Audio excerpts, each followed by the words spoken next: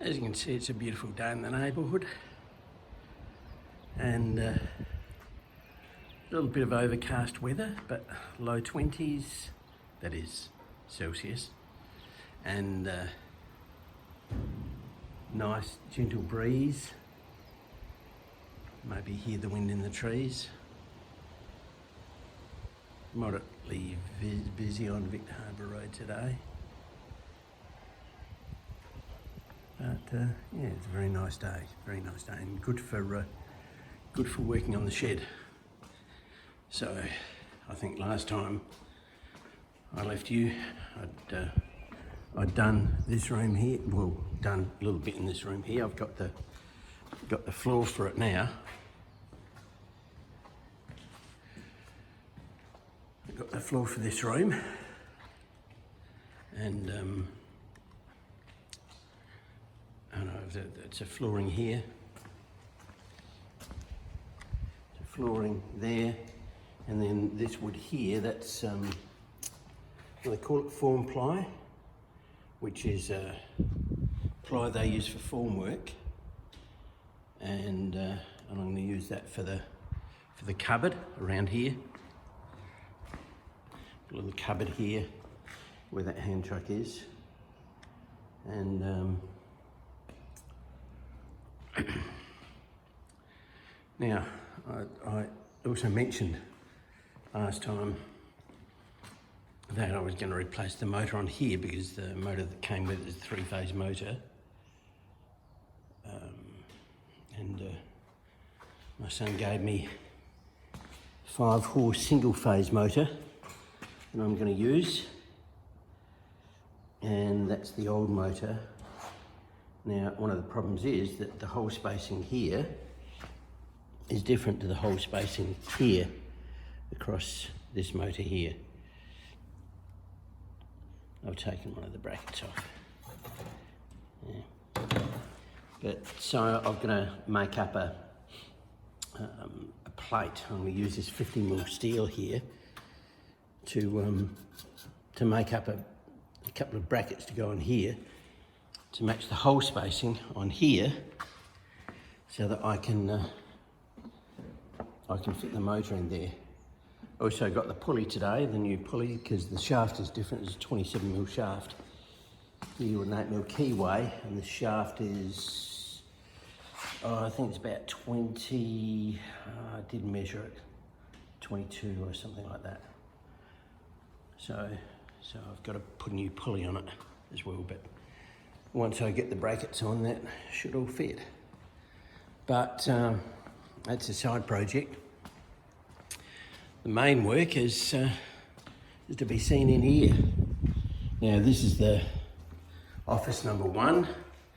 As you can see, both the ceiling and the walls have been done. The ceiling work there, all the walls all been jointed, and I've got base coat and top coat on all the walls, the ceiling, not the screws yet. I've got to put top coat and screws, and then around the doorway here, I've done the doorway. That needs a light sand, and then top coat on there. My son-in-law, who's a plasterer, came and did the base coat on all of the joints for me. I've done probably about a quarter, maybe less, and he came and finished it all off for me, and it took me days to do what I'd done, and in one day he finished the whole lot. So all of the base coat's all done now. Needs a bit of a sand, a bit of a touch up here and there. Some of the screw holes need a little bit of attention. So he's done it in all the rooms here. All the rooms here. This is a bit of a problem here because this is panelling here. And up here, I don't know if you can see with the contrast, it's panelling. So and the panelling here met the Gyprock. It's the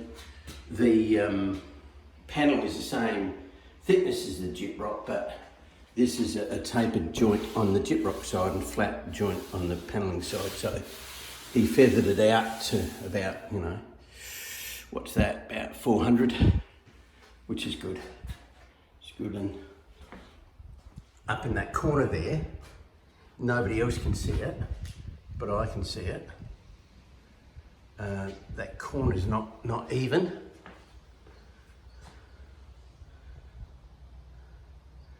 The ceiling is not even. I made a bit of a boo-boo with the jointing work on the ceiling, but Justin managed to fix it all up. Oh, the gimbal is not working properly. The gimbal's gone flat. The battery's gone flat in the gimbal. Oh no, it's still good. I don't know what the problem is. Anyway. Point is that, it's stuck. There we go, that's better. It was the button was stuck. Right, okay. Sorry about that. Yeah, so the point is that the jointing is all now done, except for the top coat, light sanding and top coat. So finishing that off. And then I got cornices from Bunnings the other day. I got the 55mm cornices. There's here. Now, funny story about the cornices. I did the price per metre on the cornices, and the cheapest price per metre for cornices is the 3-metre cornices. You can get 3.6, 4, 6, whatever you can get differently cornices. But the 3.6 is by far the cheapest price per metre.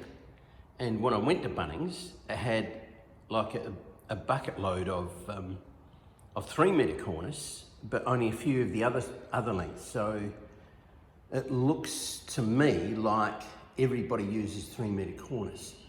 So they produce a ton of it, but not many people use longer cornices. So I don't know what the story is there. I can only presume that's the story, but. So I got all 3-metre cornices. The button keeps on getting stuck. The gimbal, funny thing. So there you go. I got the water hooked up. This was a bit leaky here. This hose was a bit leaky. Down here, down there. You can see the watermark on the floor. It just needed tightening up a bit. It was a bit loose, so I tightened it up and it stopped leaking. But I'm using a mains pressure pump around the back. I'll go and show you that. That's another thing I did, like doing lots and lots of little bits and pieces in the shed. Hope this windsock is working okay because there's a bit of wind around today. This came adrift. I've got to get some more pipe. This was old pipe I was using, and I think it's a bit worn and weather worn, so I might have to get some more pipe for the down pipe. I've got a leak here on one of the fittings as well. I'll just take this off.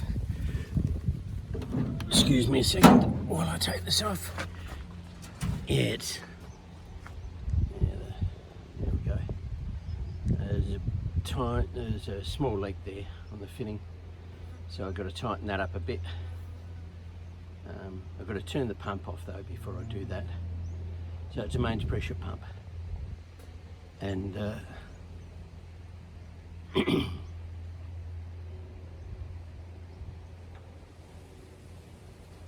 yeah, it's a mains pressure pump, and so when you turn the water on, it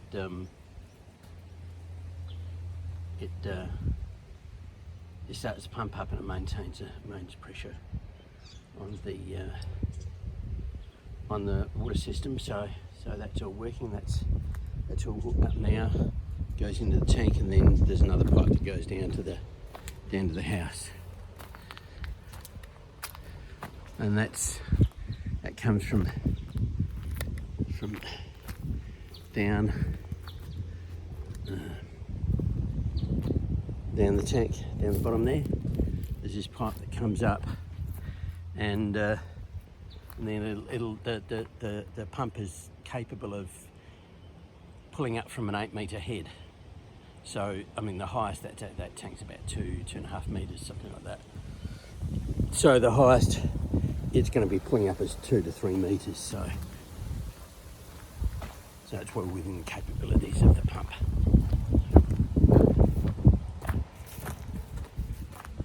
So there we go. That's the progress on the shed so far.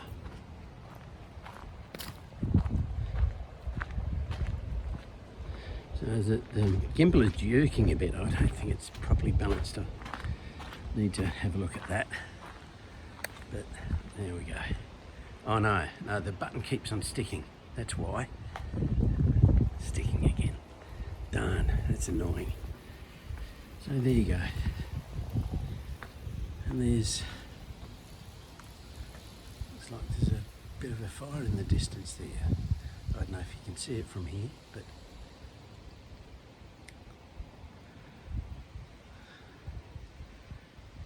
there's the view down to McLaren Vale on the right and out to the Gulf on the left.